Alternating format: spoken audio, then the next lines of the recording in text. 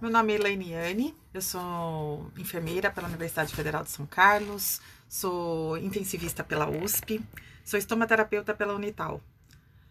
Trabalho no Hospital Alemão Oswaldo Cruz, já trabalhei no Hospital Sírio-Libanês e sou membro da SOBEST. Tenho muito orgulho de toda essa minha caminhada, que não foi fácil, mas a gente olhando para trás, a gente vê que valeu a pena. Eu publiquei aí recentemente um dado, um achado, na verdade, que eu tive num levantamento que eu fiz, de 0% de lesão por pressão, né, onde eu trabalho. E muita gente entrou em contato, então eu resolvi levantar um pouquinho essa problemática do que é a lesão por pressão, tá? Vou só contextualizar a problemática da lesão por pressão, mas já dizendo aqui que tem outras lesões que são preveníveis e que nós desenvolvemos na UTI por falta de qualidade, falta de direcionamento e falta de protocolos. Nós temos aí as dermatites associadas à incontinência, que também são lesões preveníveis, podemos tomar condutas e protocolos que diminuem, as skin tears, que são lesões por rompimento, que também tem seus guidelines aí de prevenção, as lesões por adesivos e as lesões por dispositivos, que também são consideradas lesões por pressão, mas eu separo na minha contagem e isso é um dado de ouro aí para vocês. Na contagem geral a gente pode incluir, mas alguns hospitais separam na contagem para a gente saber direcionar as ações onde a gente vai atuar, tá? Então isso é muito importante. Então no meu levantamento aí, no meu achado, foram lesões por pressão, o que já é assim um dado magnífico. Vocês podem procurar incidência em vários estudos, né?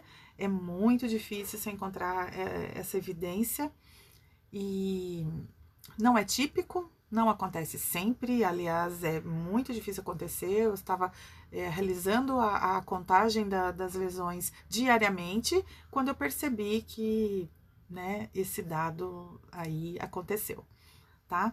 Então, é possível, tá? Então, vamos tomar condutas, né, de protocolos de prevenção para diminuir aí essa incidência. Então, aqui vocês vão saber sobre os protocolos, eu vou contextualizar a problemática da lesão por pressão. Isso não sou eu que estou dizendo, quem diz, né? Órgãos sérios como a American Association of Critical Care Nurses fala sobre diretrizes básicas para a gente prevenir lesões por pressão. Temos aí o livro da doutora Rita, um manual que fala do A ao Z, o que a gente pode fazer para prevenir todas as lesões de pele, não só lesão por pressão. A National Pressure Ulcer Advisory Panel, que fala sobre as condutas, os protocolos, desde o que é lesão por pressão, são especialistas do mundo todo. Aqui ela é norte-americana, tem a EPUAP, que é europeia, tem a australiana, especialistas que elencam os melhores trabalhos, os melhores estudos, estudam sobre isso e nos trazem peneirado, gente, o que a gente tem que fazer, né? O passo a passo. Aí cabe de criatividade de você na sua instituição em realizar isso, tá? SOBEST, que é a nossa Sociedade Brasileira de Estomaterapia, que acolhe tudo que é, né, estudado do melhor possível, né, da referência, né, para a gente poder também atuar aqui no Brasil. Não posso deixar de falar da Anvisa, que tem uma portaria sobre segurança do paciente, desenvolver lesão por pressão. Eu estou invadindo a segurança do paciente. Ele deveria ter entrado sem lesão e saído sem lesão. E por algum problema, é multifatorial, gente. É multifatorial, mas 95% dos casos os estudos dizem que nós podemos prevenir. Existem vários fatores que são difíceis de manejar, mas que a gente conduzindo com boa prática, a gente pode conseguir, tá? Joint Commission é uma avaliadora de instituições, né, hospitalares. Então, ela dá um selo de qualidade e ela considera que a incidência de lesão por pressão é um dado que vai diminuir a qualidade do seu hospital. Então, nós, enfermeiros, que somos responsáveis desse cuidado, né? É um trabalho multi, porque eu tenho que ter ajuda do fisioterapeuta, eu tenho que ter ajuda da Nutri, eu tenho que ter ajuda médica por muitas vezes.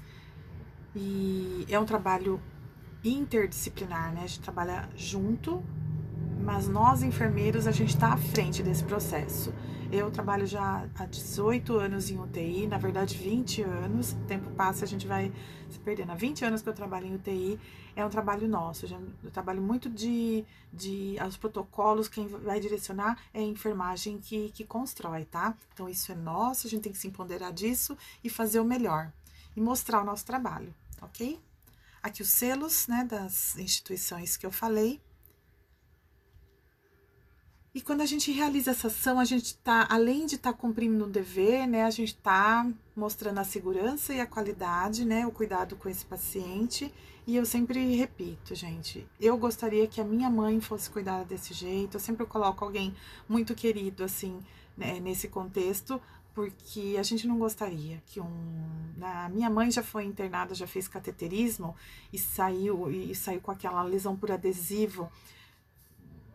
Porque tem formas, né, de se comprimir, né, e tem formas de se colocar adesivo. Eu vou falar na aula sobre adesivos, mas saiu com lesões que não deveriam, não precisava ter acontecido.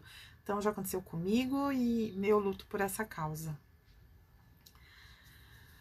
Então, aqui, gente, incidência de LP, para quem não sabe o que é incidência, é a lesão que foi ocasionada dentro do seu hospital, né? Aconteceu, o paciente internou, dentro do período de internação, ele apresentou lesão por pressão, isso é a sua incidência.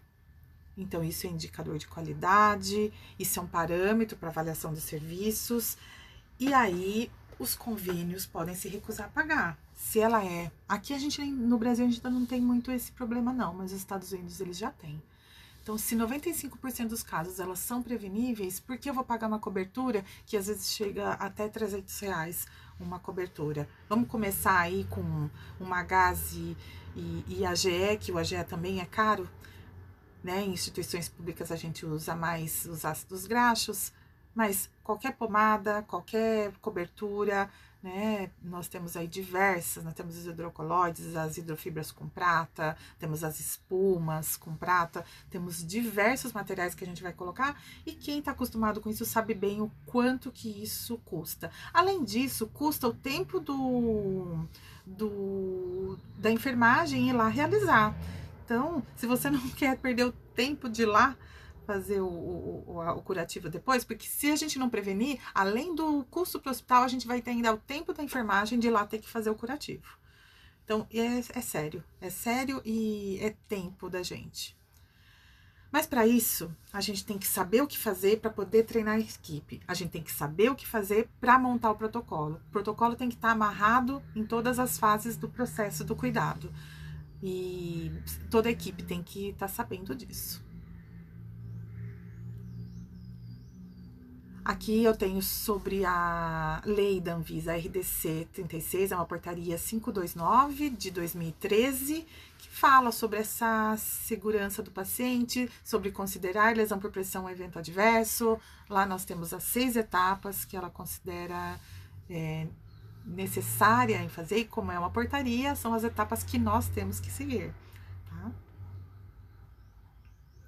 Aqui sobre a NPUAP, que fala sobre a prevalência de lesão nos hospitais, que ela é de 3 a 14%, podendo aumentar de 15 a 25% em casas de repouso. E aqui eu tô falando de prevalência e não de incidência, né? Aqui no hospital universitário, né, um estudo onde 39,8% dos pacientes da UTI desenvolveram LP. E aqui é incidência. Gente, 39,8% é quase metade da UTI com lesão.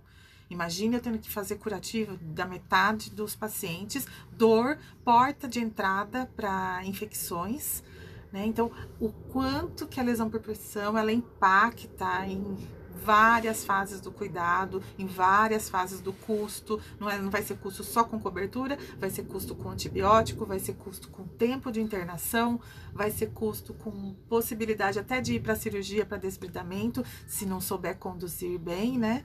Então, aí o impacto que isso causa. Aqui uma equação para cálculo, essa equação é a fonte da CQH, né? São especialistas também, hospitais que se reúnem e que montam, né, o cálculo para incidência, e que eu acho muito coerente esse cálculo, eu gosto muito dele, apesar de agora a gente estar mudando também algumas questões, talvez o nosso denominador tenha que ser todos os pacientes admitidos, eu vou fazer uma outra aula para mostrar para vocês, mas a mais usada é essa, são a incidência de LP eu tenho com o número de casos de pacientes com LP, os casos novos, né? Então, é a minha incidência, sobre, né, dividido pelo número de pacientes expostos ao risco, e isso eu já expliquei na outra aula, que é através da escala de Braden. O número da escala de Braden, se ela diz que o paciente apresenta risco, isso é como registro. A gente batendo o olho no paciente, fazendo o exame físico, a gente sabe que aquele paciente está em risco. Se ele tem proeminências ósseas evidentes, se ele é emagrecido, se ele está desnutrido, se ele está sedado, se ele é imobilizado por uma doença como esclerose lateral amiotrófica ou AVC, ele tem um risco. Então, só de bater o olho, eu já sei que ele está em risco. Então, já toma algumas condutas ali. Mas, para estar registrado na sua instituição, tem que ter a escala de Braden feita e diariamente. Tanto na admissão, quanto 24 horas, tá? Vezes 100. Aí, eu vou ter a porcentagem de casos que você teve naquele mês. Durante um período de tempo também, tá? Então, a gente geralmente conta de 1 a 1, quantos casos você teve naquele mês, quantos pacientes expostos, e faz esse cálculo.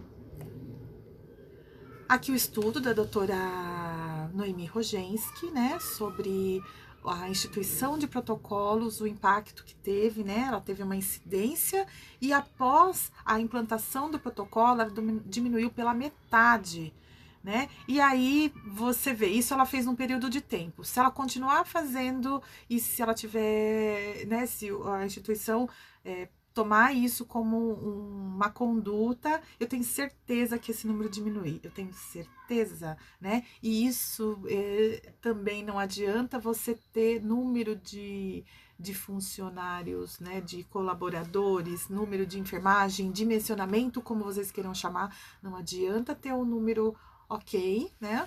Se eu não tenho comprometimento e se as pessoas não sabem exatamente o que elas têm que fazer e se elas não fazem de forma repetidamente. Einstein já dizia, tudo que a gente quer tornar excelente, a gente tem que fazer repetidamente, né? Disciplina para tudo, né? Desde a dieta, desde financeiro. Então, isso também vai funcionar na lesão por pressão, tá? E isso representa o trabalho da enfermagem. Funciona só para lesão por pressão, a mobilização? Não. Eu tenho aí diversos exemplos aí, como eu vou melhorar a constipação, mobilidade intestinal, mobilização de secreção pulmonar, né, infecção do trato urinário, né, mobilizando esse paciente, vou diminuir retenção urinária, trombose, né, a hipotensão ortostática, tempo de desmame ventilatório, o desuso muscular, aí, ó, diversas coisas que eu vou melhorar com a mobilidade do paciente, então não é só a lesão por pressão, né? Então, tenho diversos ganhos laterais aí, tá?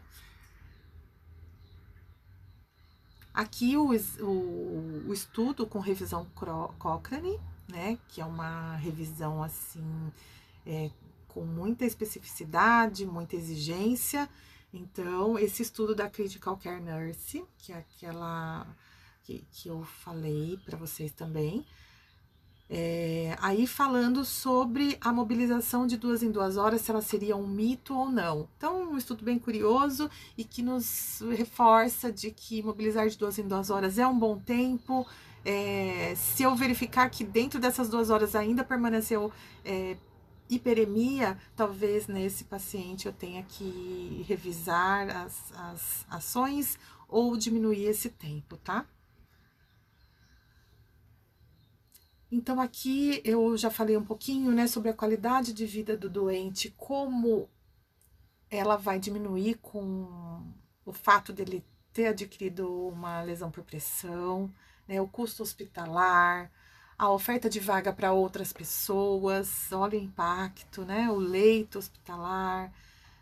E aqui tem um estudo que diz que prevenir sai 1,7 euros contra 46 euros por dia sobre tratar, né? Tem outros estudos também que trazem outros números, eu trouxe esse, mas vocês podem procurar, tem bastante estudo como prevenir é melhor que tratar. Aqui um pouquinho a fisiopatologia da lesão por pressão, então uma isquemia causada por oclusão capilar. É fácil de entender que o local sob pressão ele vai estar comprimido, vai comprimir os vasos, diminuir a passagem de fluxo sanguíneo ali, né? Então, eu vou ocluir os capilares, interrupção do fluxo sanguíneo, vou diminuir O2 e nutrientes nesse local. Se o paciente já é desnutrido, já é idoso, tem pouco colágeno, tem pouco aquela almofadinha natural que a gente tem, essa distância entre pele, né, e tecido ali vai ser menor, eu vou ter lesão por pressão fatalmente, né? Então, aqui um exemplo da lesão por pressão. E para terminar aqui, né, o que é uma lesão por pressão, né, é um dano localizado na pele, né? Ela pode estar relacionada a dispositivo médico ou não, a outro artefato, mas aqui nós estamos falando da lesão por pressão clássica, onde é pele sobrepondo uma superfície, né? No caso de acamados, o colchão, né? Então, esse colchão aí, ele pode também ajudar, né? A gente tem os colchões piramidais, a densidade dele, a altura dele que vai mandar aí também, porque senão ele só vai ser mais uma superfície só, ele não vai contar como um distanciamento, como uma redistribuição de pressão, né? E aí nós temos os 4 tipos de lesões que eu vou explicar na outra aula também para vocês. Eu espero ter contextualizado bem aí o que é lesão por pressão, a problemática que isso causa e da importância da gente instituir protocolos dentro da nossa instituição, ok?